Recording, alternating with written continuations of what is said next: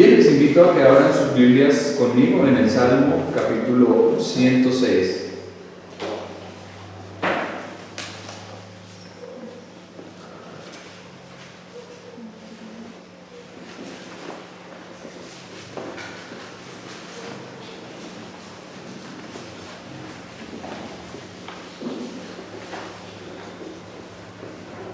El miércoles pasado hablábamos en la primera parte de este estudio que es un salmo que trata acerca de la rebeldía de Israel.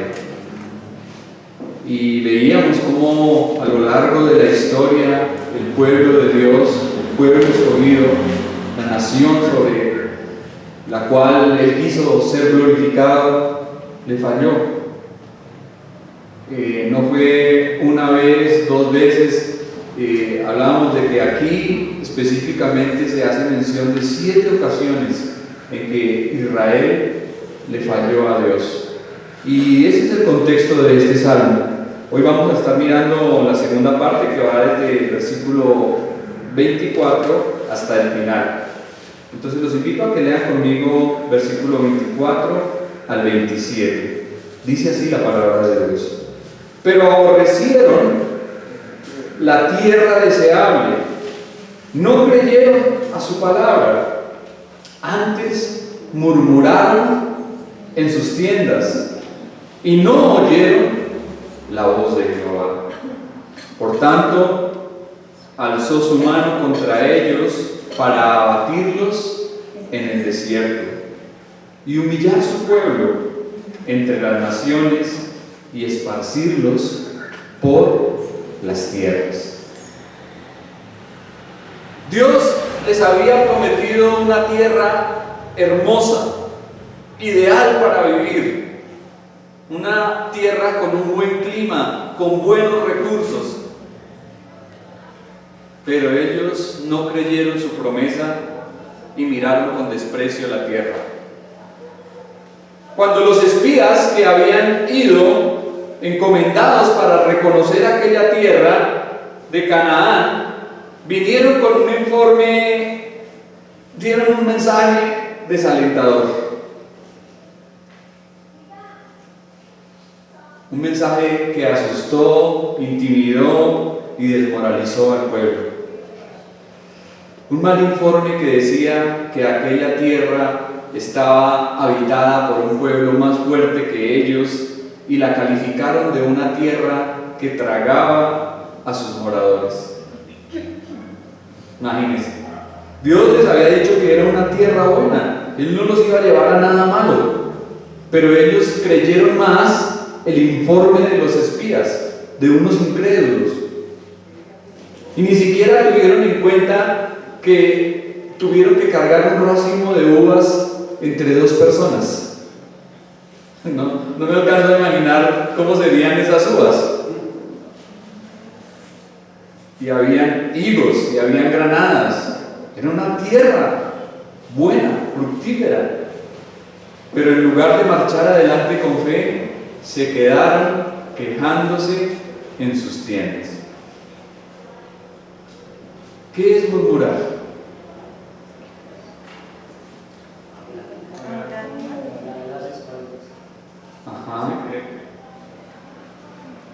¿Qué más da la idea de murmurar?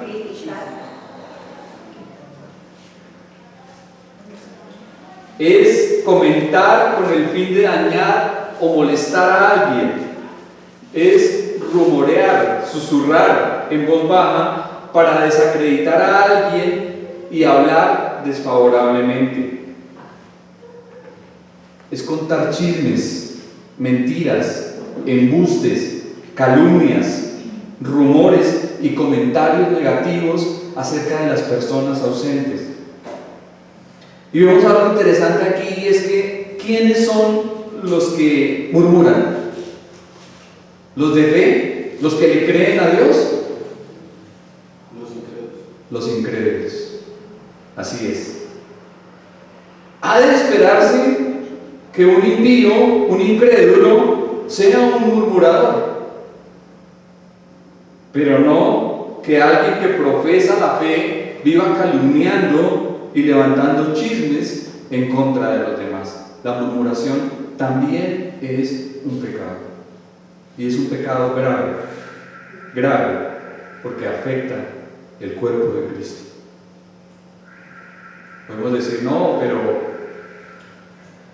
pecados es cometer adulterio, fornicación, homicidio. ¿Sí? Sí, esos son pecados, pero la murmuración también es un pecado igual de grave, igual de grave. ¿Por qué? Porque dañamos a las personas, porque las estamos matando, porque no estamos sembrando nada bueno dentro de la obra, porque es una forma de dividir, de minar y de causar división en la iglesia. Entonces debemos de tener mucho cuidado con esto. Pero Israel en esta ocasión, ¿contra quién estaba murmurando? Contra Dios. Imagínense, ellos estaban murmurando contra Dios. Por lo tanto, él alzó su mano y juró que destruiría a aquella generación en el desierto y que dispersaría a sus descendientes entre las naciones del mundo. Realmente Canaán era una tierra placentera, una tierra hermosa, una tierra de provisión y de salud. Recuerdan que se habla en muchos pasajes del Antiguo Testamento refiriéndose a ella como la tierra que fluía leche y miel. Una tierra de provisión, una tierra buena. Pero la incredulidad del pueblo y su pecado les impidieron el ingreso a aquella tierra. Al día de hoy todavía permanece una promesa de reposo para el pueblo de Dios. El autor de la carta a los hebreos lo explica claramente. Dice, todavía hay un reposo para el pueblo de Dios, todavía hay un lugar a donde vamos a estar. ¿Cuál es esa ciudad? ¿Cuál es ese lugar? El cielo, bueno, las moradas que el Señor nos ha ido a preparar, pero también acá una nueva Jerusalén, una nueva tierra, un cielo nuevo. Entonces aprendemos de toda esa generación que pereció en el desierto, porque les faltó fe en lugar de consagrarse, en lugar de apartarse y de santificarse para Dios, les hizo falta fe.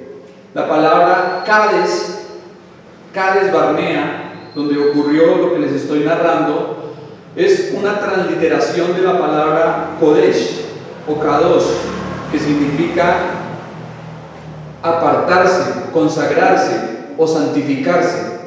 Es decir, que el lugar donde ellos deberían consagrarse y santificarse a Dios, ¿qué hicieron? En el lugar donde deberían apartarse para Dios, ¿qué hicieron? Murmurar y rebelarse contra Él. De la historia de Israel en esta ocasión debemos aprender a no escuchar a los incrédulos. La incredulidad es dudar de las promesas de Dios y sobre todo a tener mucho cuidado de no caer en la murmuración, como ya lo dije, porque la murmuración es como un virus que se propaga silenciosamente. Notemos que la mera decisión de 10 hombres profanos y escépticos determinó el rumbo de vida de toda una generación, marcó toda una generación. Solamente esos comentarios negativos de esos 10 espías dañaron a toda la nación y fue toda una generación que no entró a la tierra por haber creído a estos inconversos. Versículo 28 al 31. Se unieron a sí mismo a Baal Peor y comieron los sacrificios de los muertos, provocaron la ira de Dios con sus obras y se desarrolló la mortandad entre ellos. Entonces se levantó Finés e hizo juicio y se detuvo la plaga, y le fue contado por justicia de generación en generación para siempre.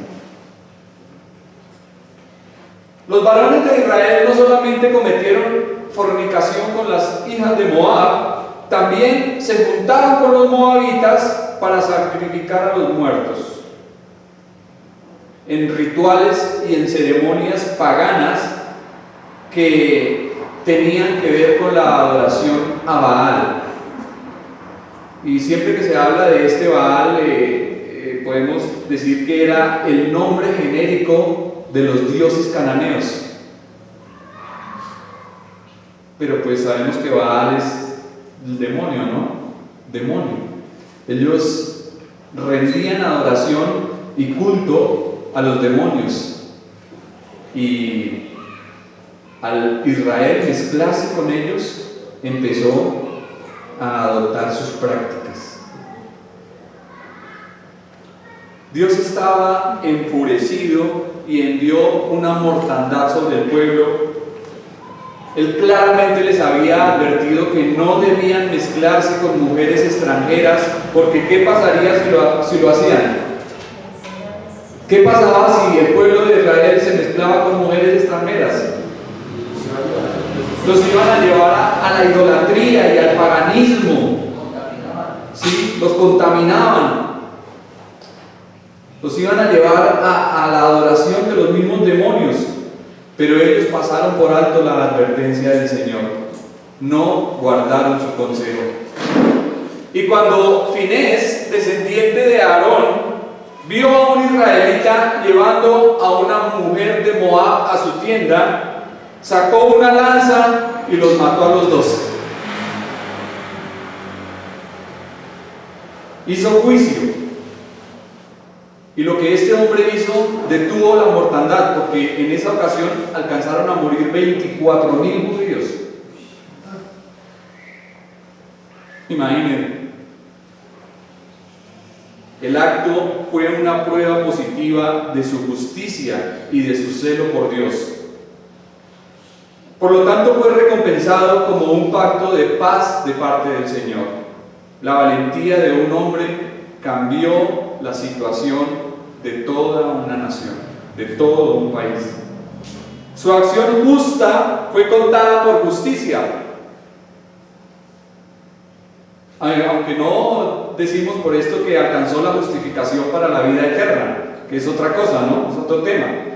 Pero sí que debido a lo que hizo, Dios prometió que el sacerdocio iba a venir de esa línea, el sacerdocio perpetuo, y le fue confiado a él y a sus descendientes.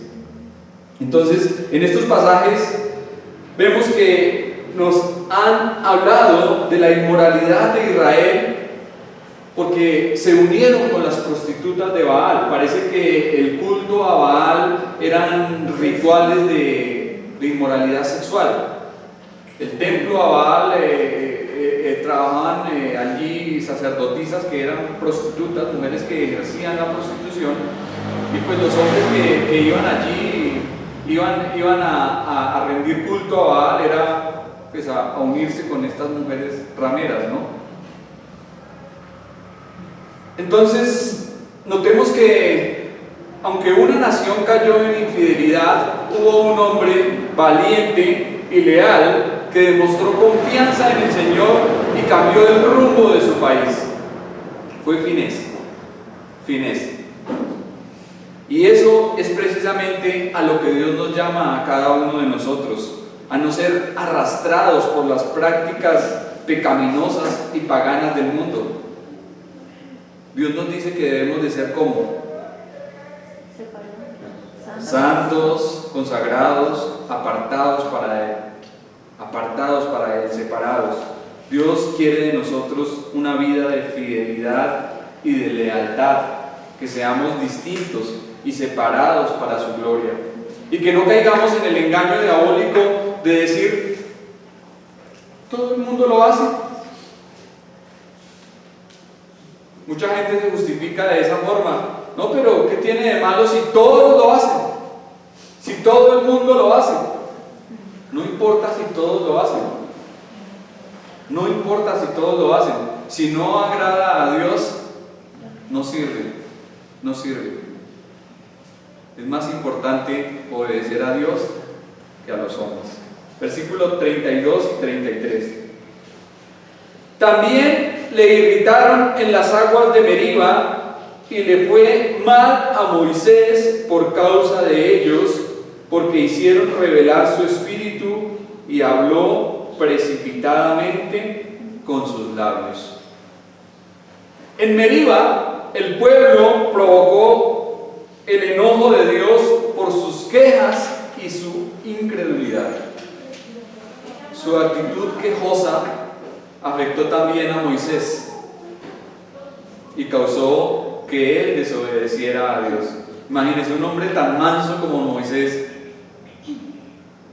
era realmente manso, pero llegó a un punto en donde, fue tanto lo que lo provocaron que el hombre se dejó llevar por eso. Y vemos que la incredulidad del pueblo puede afectar al líder. Por lo tanto, ¿cuál es el deber del pueblo de Dios en la actualidad para con aquellos que lideran y sirven al Señor? ¿Qué debemos hacer? ¿Quejarnos? ¿Ponerles cargas? ¿Hablar de ellos? ¿Llevarlos a la desesperación? No, debemos fortalecerlos en la fe, debemos cubrirlos, orar por ellos.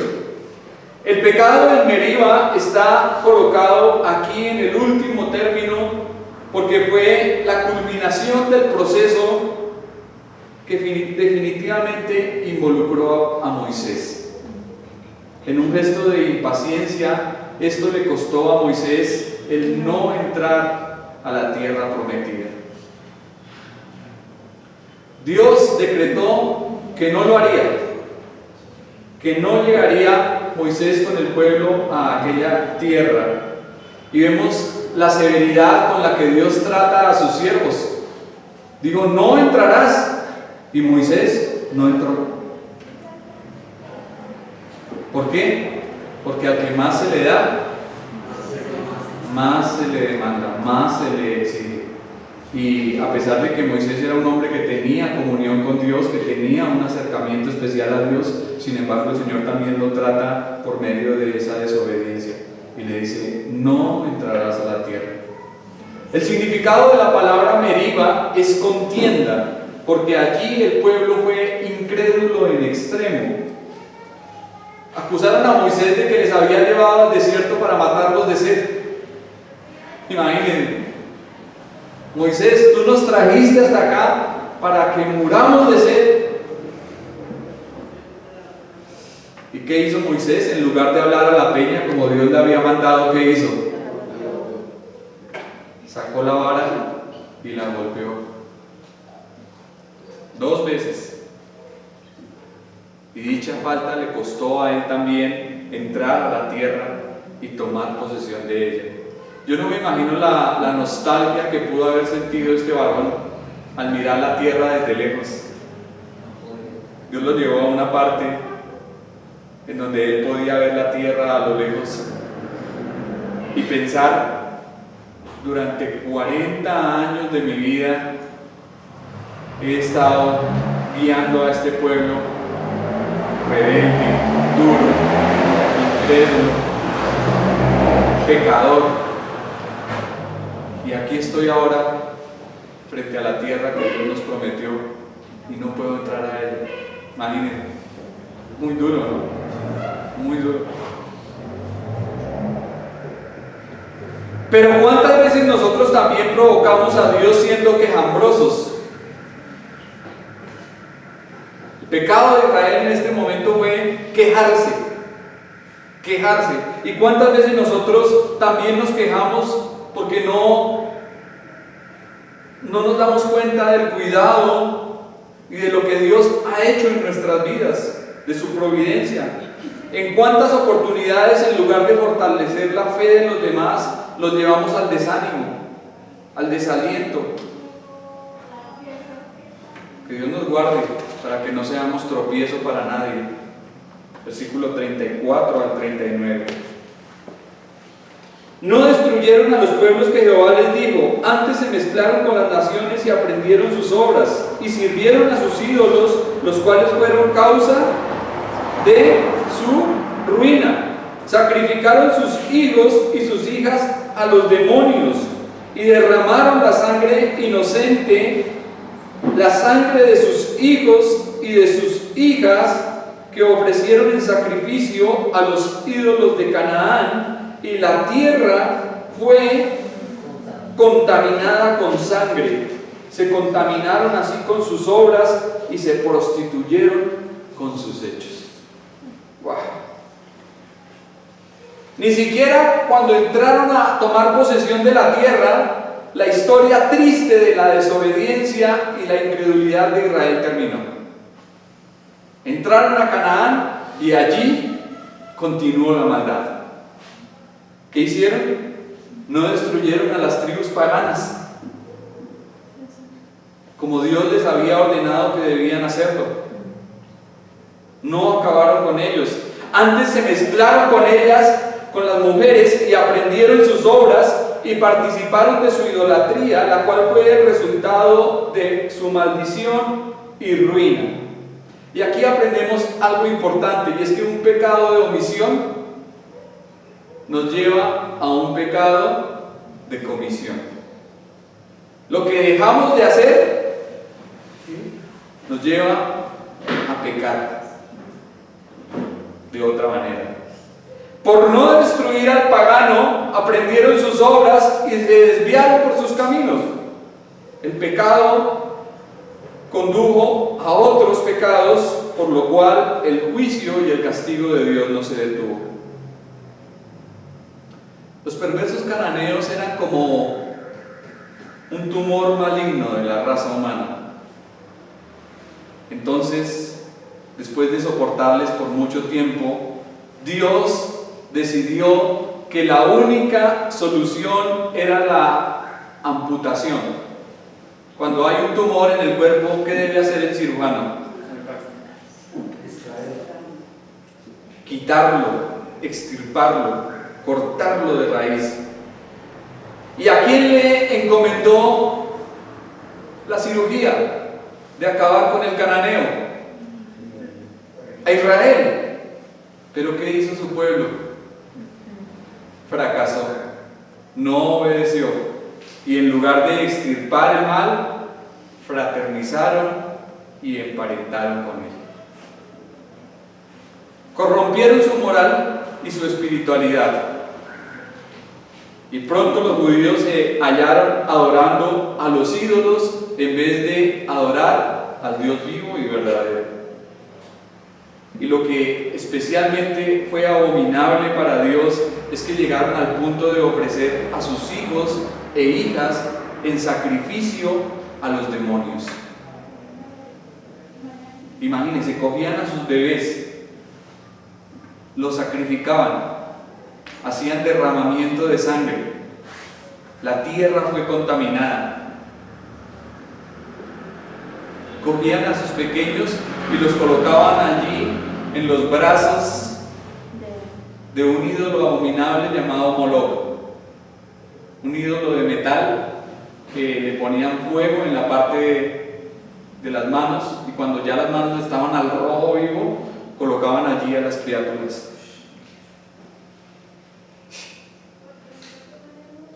Mejor dicho, Apocalipto le quedó en pañales. Horrible lo que hacían, horrible. Israel cayó en todo eso. Israel cayó en todo eso. ¿En qué momento se desviaron de esa manera tan horrible, tan grotesca? ¿Cómo pudieron caer tan bajo? ¿Cómo pudieron apartarse de Dios y adorar ídolos que sabemos que son demonios? Pero nosotros, al igual que ellos, también hemos visto grandes milagros. Recuerden que la parte práctica del estudio de este salmo es que podemos mirar como muy escandaloso el pecado de Israel, Pero decíamos en el estudio anterior, ¿y qué del nuestro? ¿Qué del nuestro?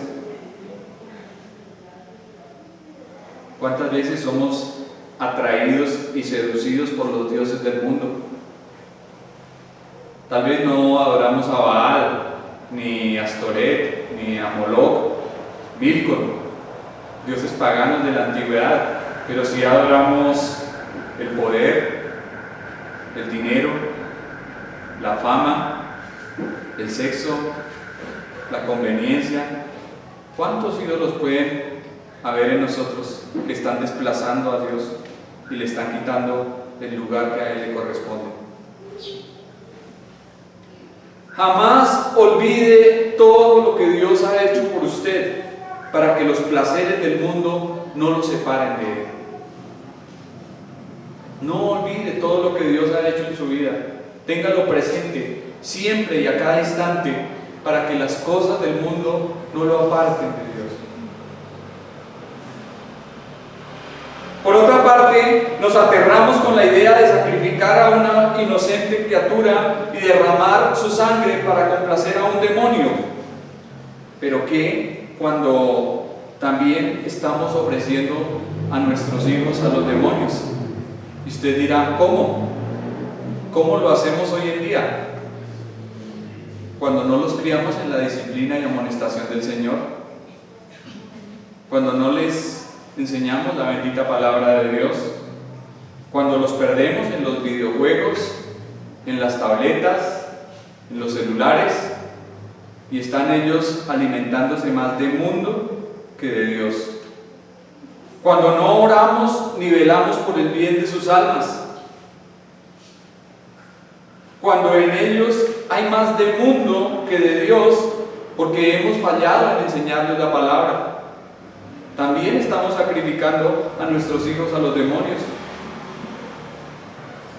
Cuando participamos del calendario y del sistema, ahorita en el mes que viene, con disfraces, con máscaras, y decimos, ay no, es que a mi niña yo la disfrazo de angelito. Ella se disfraza de angelito y participa de la actividad del mundo. Pero eso no es malo. Directa o indirectamente los estamos dando al demonio. Nuestros niños pequeños deberían ser la preocupación especial de todos nosotros, para que ellos también honren, amen y obedezcan a Dios. ¿Y qué hablar de los yugos desiguales entre creyentes e incrédulos? Esto también nos lo mostraba aquí el texto. ¿Sí? El pueblo de Dios metido con las mujeres de Moab, adorando demonios. ¿Sí? Ay no, pero es que mi amiguito, es que tengo un noviecito, pero es que él es una buena persona, él no me va a apartar del Señor. Convencido. ¿Sí? Tenga cuidado, porque dice la palabra, ¿qué comunión tiene la luz con las tinieblas? ¿Qué compañerismo puede haber entre el incrédulo y el creyente? ¿Qué concordia de Cristo con Belial? No puede esperarse nada bueno de la unión entre un creyente y un incrédulo. Versículo 40 al 42. Se encendió por tanto el furor de Jehová sobre su pueblo y abominó su heredad. Los entregó en poder de las naciones y se enseñorearon de ellos los que le aborrecían. Sus enemigos los oprimieron y fueron quebrantados debajo de su mano. Amén. En estos pasajes se describe específicamente el periodo de los jueces. ¿Alguien ha leído el libro de los jueces? ¿Acá? ¿Quién lo ha leído? ¿Sí? Bien, por los que lo han leído. Los que no, los invito a que lo lean. En este libro se habla de la historia de Israel durante el periodo de los jueces que Dios levantó. ¿Y qué pasaba? Vemos un círculo vicioso allí. ¿Qué pasaba? Cada uno hacía pecado. ¿Sí? Un pecado, Israel se apartaba. ¿Qué hacía Dios? los juzgaba. Ellos por un tiempo andaban bien, se arrepentían, caminaban con Dios por un tiempo, pero después otra vez volvían a lo mismo. Y el círculo vicioso se repite constantemente en el libro de los jueces. Y aquí parece que de eso es lo que nos está hablando el autor del Salmo. La nación se desvió, Dios les castigó, clamaron a Él les liberó, pero nuevo volvieron a la infidelidad. Entonces Dios definitivamente, ¿qué hizo? Entregarlos. En ciertas ocasiones que Israel murmuró y dijo: ay, ¿por qué no nos dejas morir? ¿Por qué no nos matas? ¿Por qué no? Pues Dios les dijo: bueno, está bien, pues si eso es lo que quiere, pues entonces ahí va Nabucodonosor, ahí van los filisteos, ahí van los gentiles, los madianitas, los moabitas. Ellos van a hacer con ustedes lo que quieren.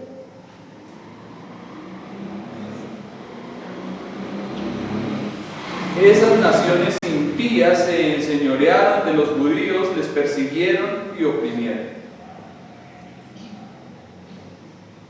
Pero a pesar de semejante trato, el pueblo persistía en su pecado y en su rebelión contra Dios. A pesar de que estaban siendo oprimidos, subyugados, a pesar de que venían reyes paganos y los maltrataban y los despojaban y los saqueaban y hacían con ellos lo que querían. Sin embargo, ellos no se volvían a Dios, o se volvían por un tiempo y después volvían a caer. ¿Será que los problemas que vienen a nosotros pueden ser útiles? ¿Qué creen ustedes? Sí. ¿Por qué? Tengo aquí una lista de cosas por las cuales los problemas y las dificultades son útiles. Nos humillan, nos dirigen de nuevo a Dios, vitalizan nuestras oraciones. Yo creo que en ningún momento oramos con tanto fervor y con tanta fe como cuando estamos atravesando un problema serio. Permiten que veamos más fidelidad de Dios, nos hacen más dependientes de Él, nos alientan a someternos al propósito de Dios para nuestra vida y nos hacen más compasivos y más sensibles para con las otras personas. Me gustó una frase que leí en estos días de un predicador del pasado, y él dijo: he aprendido a besar la ola que me lanza contra la roca eterna.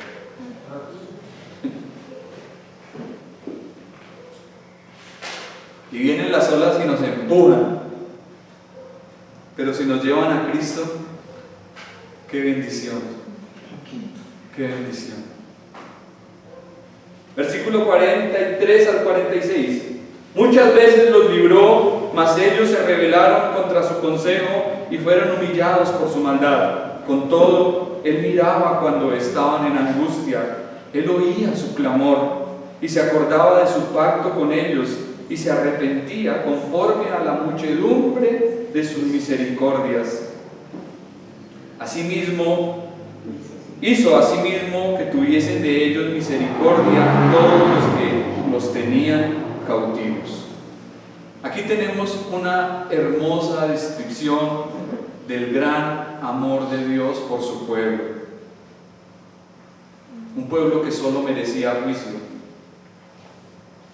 Y el salmista reconoce que el pueblo de Dios había sido muy obstinado, pero también reconoce que Dios es misericordioso, que es perdonador y que siempre está presto a retornar con sus favores. Afortunadamente, la fidelidad de Dios no depende de nuestra fidelidad hacia Él. Si la fidelidad de Dios estuviese condicionada a nuestra fidelidad para con Él, quién sabe cuántas veces ya no habría nada más. Pero conforme a la muchedumbre de sus misericordias, nos libró cuando estábamos en angustia y en peligro de muerte. El Señor nos libró de la condenación y del castigo eterno. Nos libró pagando nuestra deuda. y muriendo en nuestro lugar. Y a pesar de todas nuestras maldades, de todas nuestras rebeliones, nuestras ingratitudes, descontento, infidelidad, idolatría y provocación, Dios continúa siendo bueno, bondadoso y fiel. Dios sigue siendo bueno todo el tiempo. Pero Él espera que cambiemos. Él espera que nos arrepintamos, que escuchemos su consejo, que andemos en su voluntad, para que así nos evitemos mucho dolor. Versículo 47 y 48 termino. Dice el salmista: sálvanos, Jehová, Dios nuestro, y recógenos de entre las naciones, para que alabemos tu santo nombre, para que nos gloriemos en tus alabanzas. Bendito Jehová, Dios de Israel, desde la eternidad y hasta la eternidad. Y todo el pueblo, diga todo el pueblo, amén, aleluya. En estos pasajes tenemos el clímax de este salmo. Después de la alabanza, de la confesión de pecado y de arrepentimiento, el autor clama por la intervención divina con una petición doble. ¿Qué le pide el autor del salmo a Dios? Sálvanos y reúnenos, recógenos, para que nos gloriemos en tus alabanzas. La promesa del segundo libro de Crónicas, capítulo 7, versículo 14, continúa por siempre a lo largo de la Escritura. Dios dice: si se humillare mi pueblo, sobre el cual mi nombre es invocado, y oraren y buscaren mi rostro, y se convirtiesen de sus malos caminos, entonces yo oiré desde los cielos, perdonaré sus pecados y sanaré su tierra.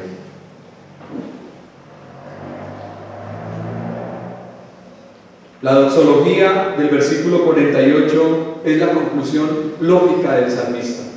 Él irrumpe en alabanza, mirando la bondad, la misericordia, la fidelidad, la compasión de Dios. Este hombre irrumpe en alabanza. Él sabe que Dios escucha y contesta, por lo tanto le adora y quiere que Israel también crea y le adore. Y de esta manera concluye este salmo y también el cuarto libro de este salterio. Aquí termina el Salmo 106, el cuarto libro. Termina con las palabras: todo el pueblo diga amén, aleluya. Load allá con alegría. Load a Dios, alabadle con gozo, con júbilo.